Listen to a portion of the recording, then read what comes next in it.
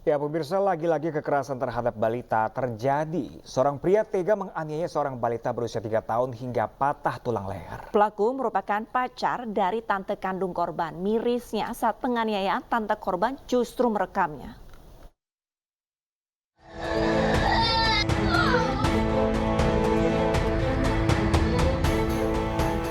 Aksi penganiayaan terhadap bocah berusia 3 tahun ini viral di media sosial.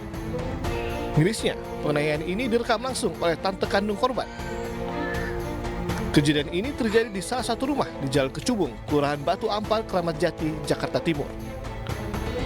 Aksi penganiayaan ini terkuak setelah korban dibawa ke Rumah Sakit Polri, Kramat Jati. Pihak rumah sakit curiga adanya luka lebam dan bekas luka api rokok di beberapa bagian tubuh korban.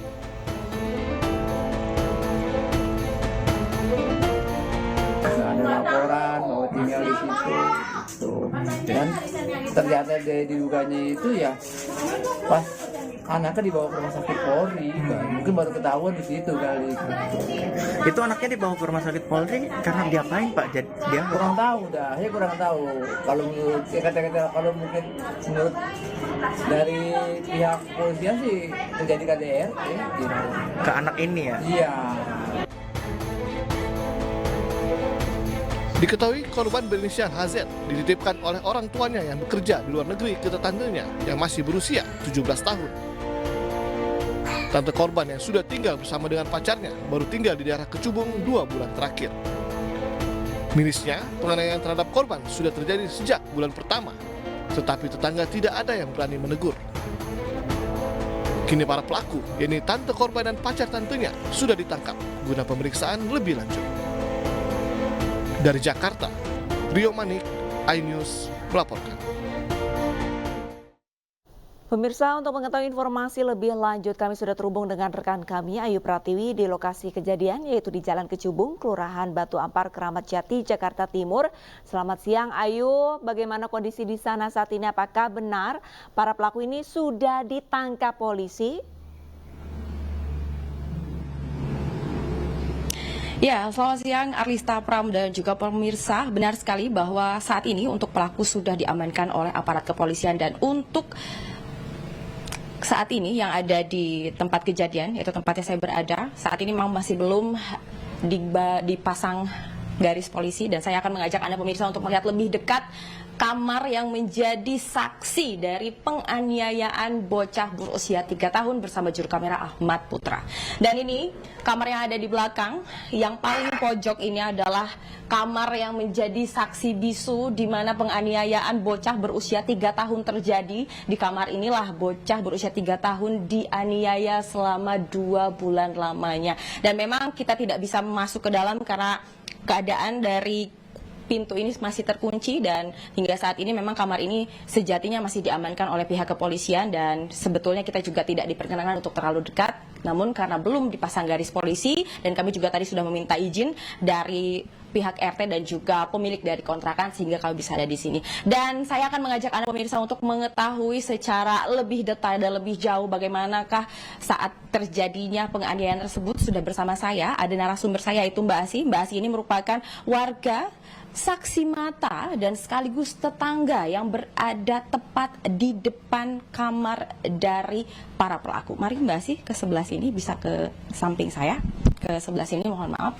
Baik, selamat siang Mbak Asi. Mbak Asi mungkin bisa diceritakan sedikit Mbak terkait kronologi, pada saat kronologi apakah Mbak Asi ada di kamar? Ada Mbak ya. Oke, baik. Gimana Mbak pada saat itu? Apa ada suara teriakan atau ada suara pertengkaran atau seperti apa? Kalau suara teriakan nggak ada Mbak, cuma suara kayak tembok dador gitu aja udah. Nah lepas itu jelang berapa menit kemudian baru dengar perempuannya teriak-teriak.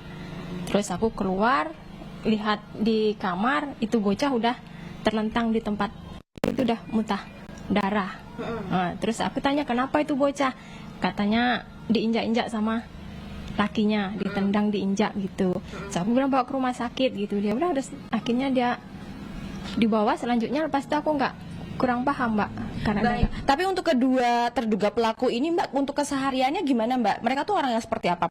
Dijelaskan mungkin. Orangnya tertutup sih Mbak, nggak pernah berkomunikasi sama lingkungan kayak di kamar-kamar gini kan. Nggak pernah dia tegur sapa, kalau nggak kita dulu yang negur baru dia nyapa. Gitu ya. Tapi Mbak posisinya tahu mereka datang ini sekitar sudah berapa lama Mbak menempati kamar ini? Ya jalan 2 bulanan lah. Jalan 2 bulanan dia baru masuk. Lepas itu kan saya nggak tahu kan, saya kerja pulang malam berangkat pagi jadi kurang paham. Oke, baik. Yang Mbak Asi ketahui bahwa anak ini merupakan anak kandungnya, atau Mbak Asi tahu nggak kalau anak ini ternyata saudara dari perempuan yang tinggal di sini? Kurang tahu, taunya anaknya dia. Taunya suami istri dan anak. Udah. Selebihnya kurang paham. Mungkin bisa dijelaskan untuk anaknya sendiri apakah sering keluar kamar bermain di depan atau mungkin sempat bermain ke kamar Mbak Asi juga, karena ini saya lihat juga kamarnya sangat berhadap-hadapan ya Mbak ya, begitu. Enggak sih Mbak, kadang kalau pas aku pulang gitu dia mungkin cuma nanya, "Ibu ada nasi? Ibu ada nasi?" Cuma gitu aja udah. Lepas itu nggak pernah dia tuh main keluar atau ke apa, nggak pernah. Baik, mohon maaf, nanya ada nasi untuk minta makan begitu? Iya. Oke, mungkin Mbak Asi bisa gambar anak balita 3 tahunnya ini tuh kondisinya badannya kurus atau gimana? Iya, badannya kurus gitu, terus mukanya tuh agak pucat gitu loh. Pucat. Terus dia nggak ada apa ya, tawa, senyum gitu, nggak ada kayak muka takut gitu. Udah. Oke, baik. Tapi Mbak Asi sering mendengar nggak kalau anak ini rewel, nangis tengah malam atau pagi? Nggak pernah dia nangis atau apa, nggak pernah. Cuma ya sering dengarnya tembok ini dok gitu aja udah. Baik, saya izin mengkonfirmasi tadi Mbak Asi bilang pada saat kejadian Mbak Asi juga melihat anaknya sudah terlentang di kasur. Itu Mbak Asi berarti menyaksikan sendiri langsung? Aku melihat sendiri. Lantas bagaimana respon dari kedua terduga pelaku ini pada saat melihat anak ini terkapar Mbak? Cuek aja. Aku terus panggil dia bawa ke anakmu ke dokter gitu. Langsung lakinya berdiri gendong itu bocah. Gitu. Dan itu posisinya di bawah menggunakan mobil atau? Motornya. Motor kan aku di atas, di bawah. Aku jadi nggak ikut ke bawah. Baik. Terima kasih Mbak Asi, silahkan lanjutkan kembali aktivitasnya.